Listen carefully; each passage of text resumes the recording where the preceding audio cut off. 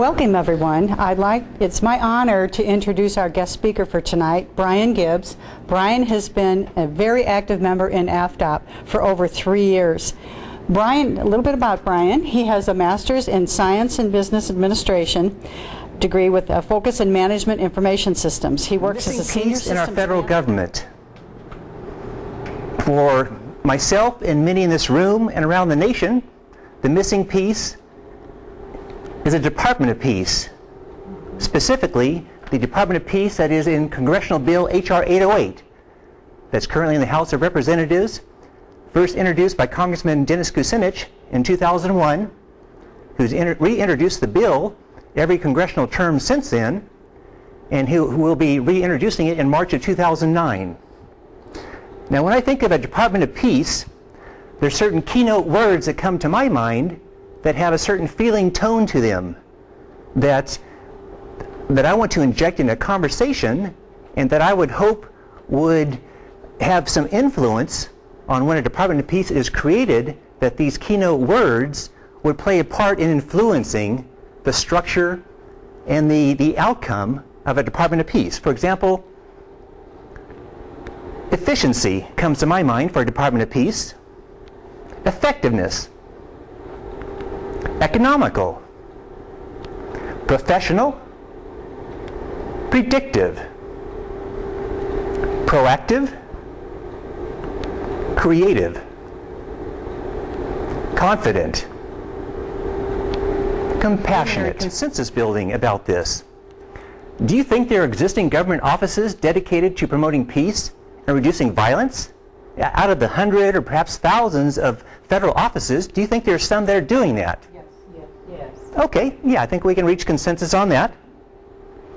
Now, do you think it's possible for government to operate efficiently? Because we've had, many of us, we've heard over the past 15, 20 years, we've heard of the horror stories of $600 screws, $1,000 toilet seats, just horrendous wastage of money. That there's kind of the stereotype of the government, and I believe it's possible to change that around. I know that individuals and groups, we can operate efficiently and effectively.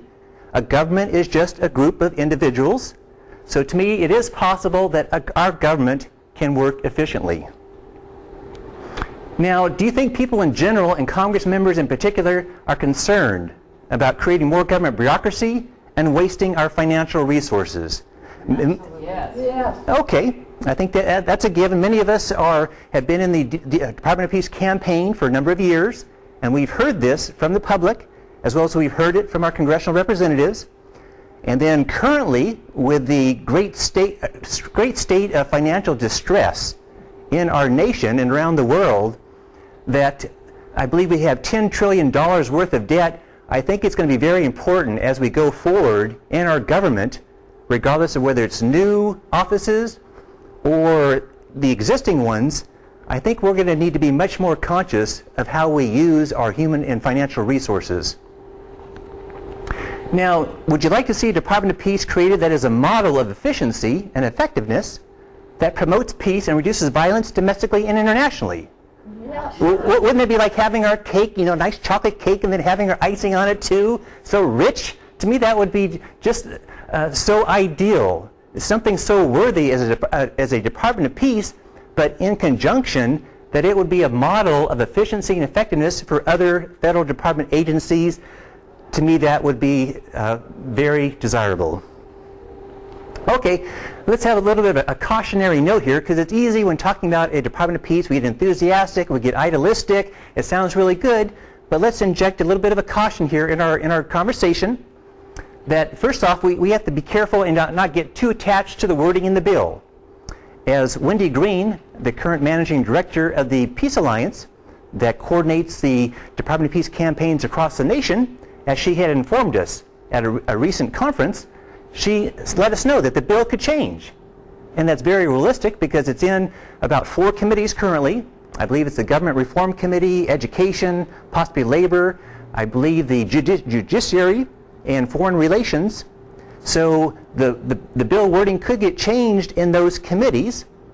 And then also with Congressman Kucinich reintroducing it in March 2009, he may redo the bill.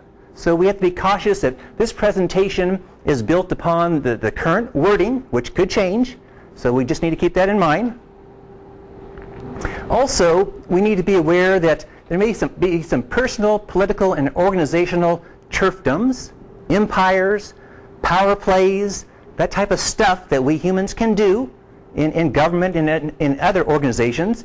So an optimal Department of Peace, that's our goal, but given sometimes the limitations of our individual and group natures, it may not turn out to be optimal, but we can still do the best that we can. And then also, we always have to be aware we don't always get what we want when we want it. And I think we can all agree about that. You know, we'd love to have that. We're kind of used to that. Delayed gratification isn't one of our strong points, I don't think, for Americans.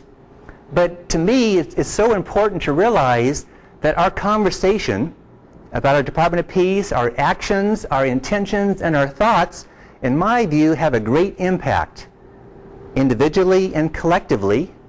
Getting in these thoughts out there, you might say, in our collective consciousness about the possibility of a Department of Peace, of cooperation, of being efficient with our resources. It's very worthwhile, everything that we do towards that end. Okay, so what have I done?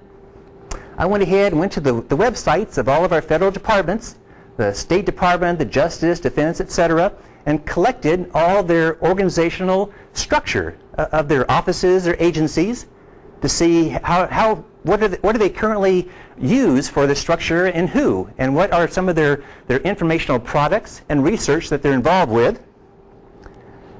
And then I went ahead and read our existing Department of Peace bill, the 110th Congressional Bill, H.R. 808, went into the details, and then, as any astute sixth grader could do, I went ahead and did a matchup.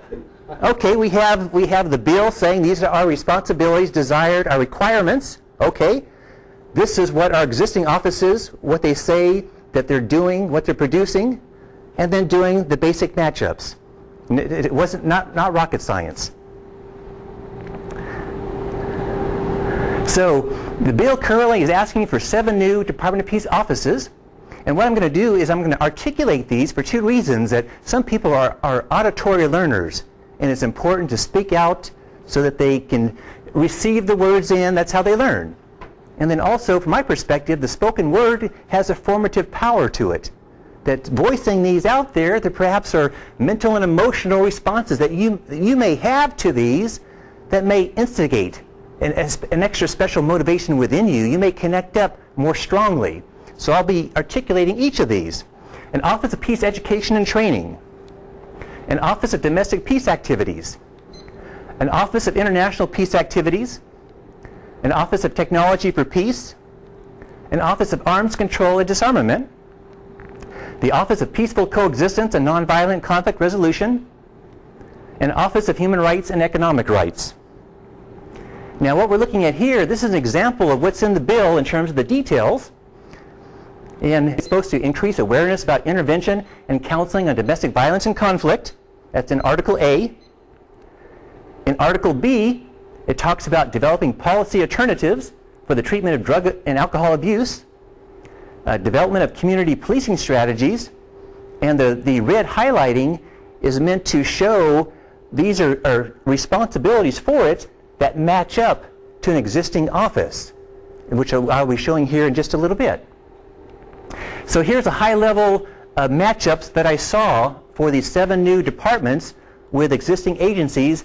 And from my perspective, ideally, to address objections that the general public has, as well as the congressional representatives, is that we need to show in some way that we are using the human and financial resources of our government, our taxpayer dollars, in a wise fashion. From my perspective, we either need to extract out these existing offices to put under an umbrella of the Department of Peace, under its auspices, or we need to be very clear on how these new offices will be relating with those new, with existing offices, so we don't duplicate.